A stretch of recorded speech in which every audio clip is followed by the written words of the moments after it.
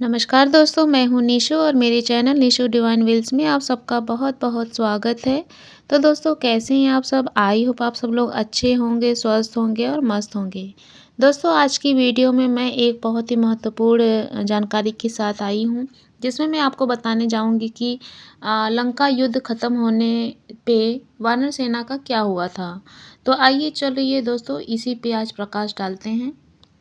दोस्तों, लंका युद्ध के समय की बात करें तो श्री राम जी ने रामेश्वरम के आगे समुद्र में वह स्थान ढूंढ निकाला जहां से आसानी से श्रीलंका पहुंचा जा सकता हो। इसके बाद विश्वकर्मा के पुत्र नल और नील की मदद से वानरों ने पुल बनाना शुरू कर दिया। वानर सेना में वानरों के अलग अलग झुंड थे। हर झुंड का एक सेनापति था, जिसे यूथपति कहा जाता था। यूथ का मतलब था झुंड।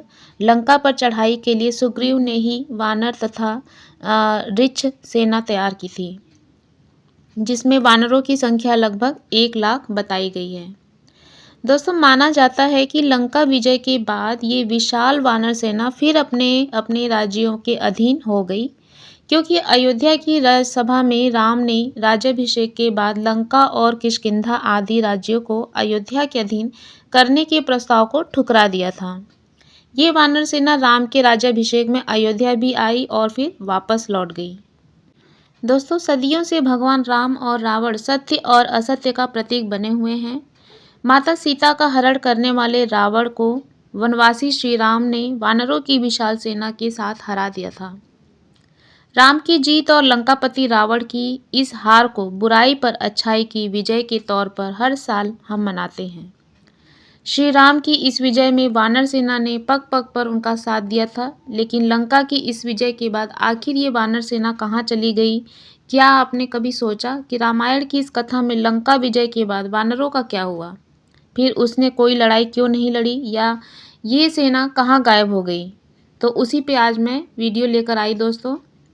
रावण की विशाल सेना के वानरों की इस नौसिखिए सरीखी सेना ने पसीने छुड़ा दिए थे।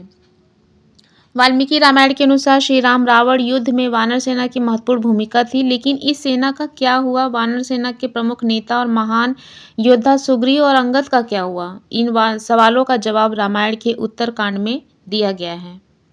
उत्तरकांड में उल्लेख है कि जब लंका ने से सुग्रीव लौटे तो उन्हें भगवान श्री राम ने किष्किंधा का राजा बनाया और बाली के पुत्र अंगद को युवराज। वानर सेना में महत्वपूर्ण योगदान देने वाले नल नील कई वर्षों तक सुग्रीव के राज्य में मंत्री पद पर सुशोभित रहे। इन दोनों ने मिलकर वहां कई सालों तक राज किया। श्री राम रावण युद्ध में योगदान देने वाले वानर सेना सुग्रीव के साथ ही वर्षों तक रही, लेकिन लंका जैसे भीषण युद्ध जीतने वाली इस सेना ने बाद में कोई बड़ी लड़ाई नहीं लड़ी। जिस किष्किंधा राज्य का जिक्र हो रहा है वह आज भी है। किष्किंधा कर्नाटक में तुंगभद्रा नदी के किनारे है और किष्किंधा के आसपास आज भी ऐसे कई गुफाएं और जगह हैं जहां राम और लक्ष्मण रुके थे। वही किष्किंधा में वे गुफाएं भी हैं जहां वानर साम्राज्य था। किष्किंधा के ही आसपास काफ़ी बड़े इलाके में घना वन फैला हुआ है, जिसे दंडक वन या दंडकारण्य कहा जाता है। लंका युद्ध के समय की बात करें तो श्री राम ने रामेश्वरम के आगे समुद्र में वह स्थान ढूंढ निकाला था जहां से आसानी से श्रीलंका पहुंचा जा सकता हो। इसके बाद विश्वकर्मा जी के पुत्र नल और नील की मदद से वानरों ने पुल बनाना शुरू कर दिया और वानर सेना में ने वानरों के अलग अलग झुंड रखे और हर झुंड का एक सेनापति बनाया। दोस्तों, एक सवाल यह भी उठता है कि लंका युद्ध में भगवान राम ने वानरों की सेना को ही क्यों चुना? भगवान राम अपनी पत्नी सीता को राक्षस राजा रावण से बचाने के लिए वानर सेना की मदद लेते हैं, जो उनका अपहरण करके उन्हें अपने राज्य लंका ले गया था।